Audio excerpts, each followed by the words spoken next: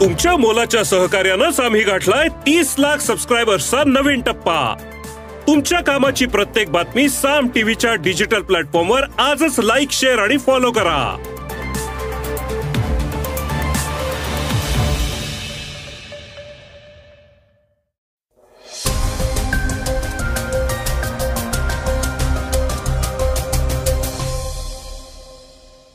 नमस्कार, मी गौरी कुबेर। आपण ऐकत आहात सकाळचं पॉडकास्ट। इस्रायल आणि हमास यांच्यातला संघर्ष दिवसेंदिवस वाढताना दिसतोय। आता यामध्ये हेरगिरी करणाऱ्या NSO सारख्या कंपन्या देखील उडी घेत आहेत। जाणून घेऊयात नेमकं हे काय प्रकरण आहे। त्याचबरोबर मराठा आरक्षणावरनं महाराष्ट्रात वातावरण तापल्याचं दिसून येत आहे। आता यावर राष्ट्रवादी काँग्रेसचे अध्यक्ष शरद पवार यांनी आपली भूमिका स्पष्ट केली आहे। त्यांची भूमिका काय आहे हेही आपण सविस्तर ऐकणार आहोत। सध्या महाराष्ट्रावर वोलू ॲपची चर्चा रंगतीये। हे वोलू ॲप नेमकं काय आहे आणि कुणासाठी आहे हे आपण थोडक्यात ऐकणार आहोत। लालू प्रसाद यादव यांच्यावर बायोपिक तयार करण्यात येतोय, याबद्दलही थोडक्यात जाणून घेऊयात। सध्या मनोज जरांगे पाटील यांची सगळीकडे चर्चा सुरू आहे आणि आता त्यांनी पंतप्रधान मोदींवरच नाराजी व्यक्त केली आहे। ते काय म्हणाले हे देखील ऐकणार आहोत चर्चेतल्या बातमीतनं। चला तर मग सुरुवात करूयात आजच्या पॉडकास्टला एका महत्त्वाच्या बातमीपासनं। वन नेशन वन इलेक्शनसाठी केंद्रीय पातळीवर जोरदार हालचाली सुरू असताना यासाठी नेमकी काय तयारी करावी लागेल याचा आढावा केंद्र सरकारकडनं घेतला जातोय। लोकसभा आणि विधानसभेच्या निवडणुका एकाच वेळी झाल्या तर राजकीय पक्षांना देखील नियोजन करावं लागणार आहे। या वोटिंग युनिट्सवर 1 कोटी युनिट्ससाठी 15,000 कोटी ते 6,500 कोटी एवढी मोठी रक्कम व्हीव्हीपॅटसाठी लागण्याची शक्यता आहे। लोकसभा आणि विधानसभा बरोबरच स्थानिक निवडणुका घेण्यात आल्या तर त्यावरल्या खर्चाचंही प्रमाण वाढणार आहे। पुढील पावलं टाकण्याच्या आधीच लॉ कमिशननं वेअरहाऊस सुविधेची चाचपणी करण्यास सुरुवात केली आहे। या सगळ्या प्रक्रियेचा मोठा ताण सेमी कंडक्टर उद्योगावर देखील येणार आहे। प्रत्यक्ष निवडणुकीआधी आयोगाला ईव्हीएमची पहिल्या टप्प्यातली तपासणी करण्यासाठी वेळ लागणार आहे। शिवाय तांत्रिक बिघाड झाल्यानंतर दुरुस्तीसाठी अतिरिक्त वेळ लागणार आहे। या निवडणुकांसाठी 30 लाख ईव्हीएम्सची गरज पडणार असून तब्बल 1.5 वर्ष तयारीसाठीचा वेळ लागणार असल्याची शक्यता असल्याची माहिती समोर येते। एका ईव्हीएम मध्ये एक कंट्रोल युनिट आणि एक व्हीव्हीपॅट युनिट असतं। वन नेशन वन इलेक्शनसाठी अजून 30 लाख कंट्रोल युनिट्स हवे असतील तर 43 लाख बॅलेट युनिट आणि 32 लाख व्हीव्हीपॅटची गरज पडणार आहे। 35 लाख वोटिंग युनिट्स सध्या कमी आहेत असा अंदाज तज्ज्ञांकडनं वर्तवला जातोय। काँग्रेसचे तत्कालीन अध्यक्ष राहुल गांधी यांच्यासह प्रमुख न्यायाधीश आणि पत्रकार यांची केंद्र सरकारच्या सांगण्यावरनं कथितरित्या हेरगिरी केल्याच्या कारणानं चर्चेत आलेलं पेगासस स्पाय प्रकरण पुन्हा एकदा चर्चेत आलंय। या ॲपची निर्माता कंपनी NSO ग्रुप आता इस्रायल हमास या युद्धामध्ये महत्त्वाची भूमिका बजावणार आहे। NSO ग्रुपला अमेरिकेनं ब्लॅकलिस्ट केलंय। त्याचबरोबर कॅन्डी रू नावाची एक स्पायवेअर कंपनी आहे। या दोन्ही कंपन्यांनी इस्रायलला त्यांच्या हेरगिरीची क्षमता वाढवण्यासाठी मदत करण्याची इच्छा व्यक्त केली आहे। या दोनही सॉफ्टवेअर कंपन्या इस्रायल सरकारला सहकार्य करणार आहेत। तसंच दक्षिण इस्रायलमधनं हमासनं 7 ऑक्टोबर रोजी अपहरण केलेल्या लोकांना सोडवण्यासाठी त्यांच्या सेवा मोफत वापरण्याची मुभा देऊ केली जाणार आहे असं इस्रायल सरकारनं अधिकृतरित्या स्पष्ट केलंय। हमासनं 7 ऑक्टोबर रोजी केलेल्या हल्ल्यात 1400हून अधिक लोक मारले गेले आहेत। इस्रायलवर आतापर्यंत झालेला सर्वात शक्तिशाली हल्ला हा मानला जातोय। इस्रायलनं देखील याला प्रत्युत्तर देताना गाझामध्ये मोठ्या प्रमाणावर बॉम्ब वर्षाव केला। यामध्ये हजारो पॅलेस्टिनी नागरिकांना जीव गमवावा लागल्याचं पॅलेस्टाईनच्या आरोग्य मंत्र्यांनी सांगितलंय। आणि आता या हेरगिरी करणाऱ्या कंपन्या इस्रायलला कशी मदत करणार हे पाहणं महत्त्वाचं ठरणार आहे।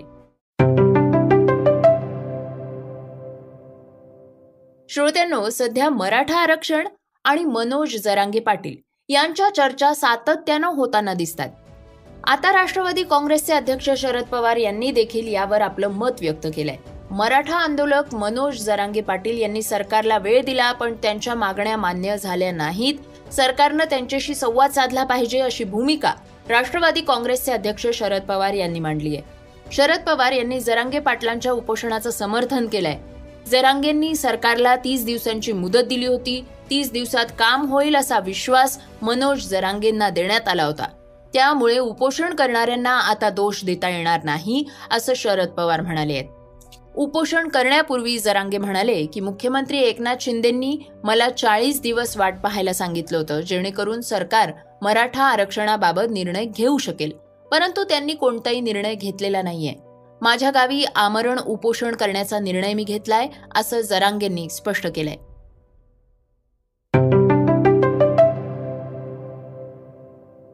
श्रोत्यांनो, ऐकूयात आजच्या वेगवान घडामोडी. श्रोत्यांनो, सध्या वोलू ॲपची चर्चा चांगलीच रंगताना दिसते.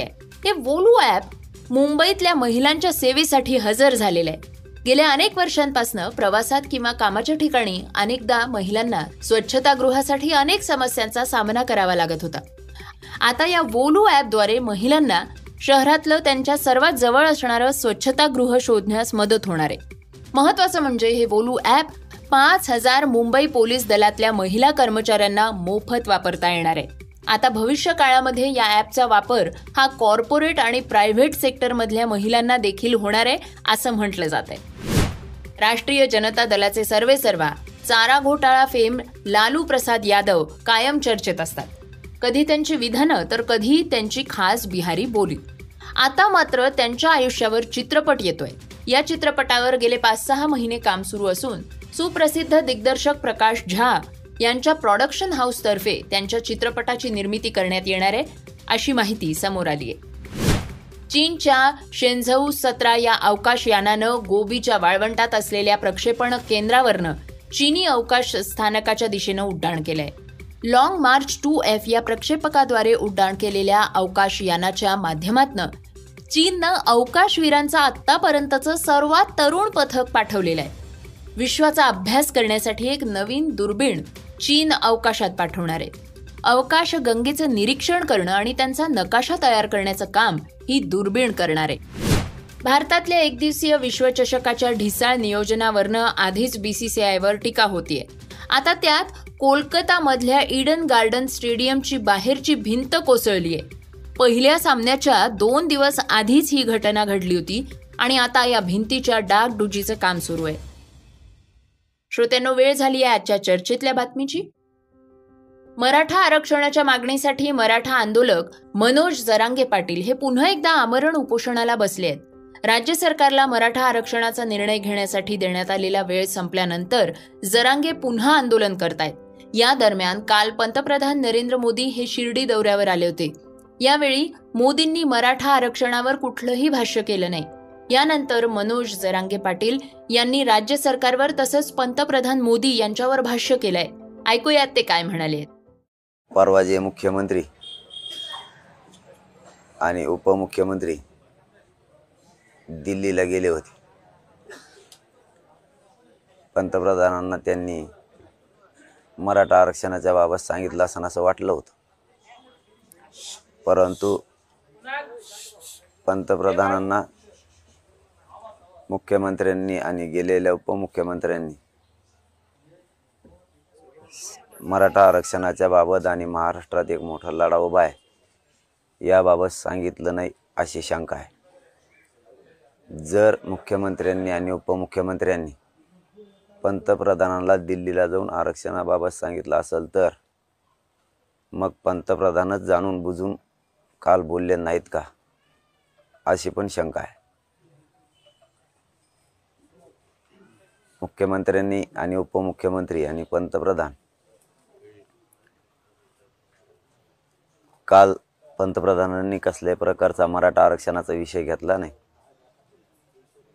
याचा अर्थ असा होतो की त्यांना एकतर सांगितलं नाही आणि सांगितलं असेल तर त्यांनी जाणून बुजून हा विषय काल त्यांच्या बोलण्यात घेतला नाही. ही मराठ्यांमध्ये एक संभ्रम आहे आणि शंका पण आहे. श्रोत्यांनो, हे होतं सकाळचं पॉडकास्ट. आजचं सकाळचं पॉडकास्ट तुम्हाला कसं वाटलं हे आम्हाला सांगायला विसरू नका. यूट्यूबवर सुद्धा तुम्ही हे सकाळचं पॉडकास्ट आता ऐकू शकता आणि त्या माध्यमातून तुमच्या प्रतिक्रिया, तुमच्या सूचना आमच्यापर्यंत नक्की पोचवा. सगळ्यात महत्त्वाचं म्हणजे सकाळचे हे पॉडकास्ट तुमच्या मित्रांना आणि कुटुंबियांना नक्की शेअर करा. तर आपण आता उद्या पुन्हा भेटूयात. धन्यवाद. Script and research Swati Ketkar Pandit, Neelam Pawar. वाचा, बघा आणि आता ऐका आणखी बातम्या isakal.com वर. तुम्ही हा पॉडकास्ट isakal वेबसाईट आणि ऍप वर सुद्धा ऐकू शकता. विसरू नका, या पॉडकास्टला आपल्या आवडीच्या पॉडकास्ट ऍप वर सबस्क्राईब किंवा फॉलो करायला.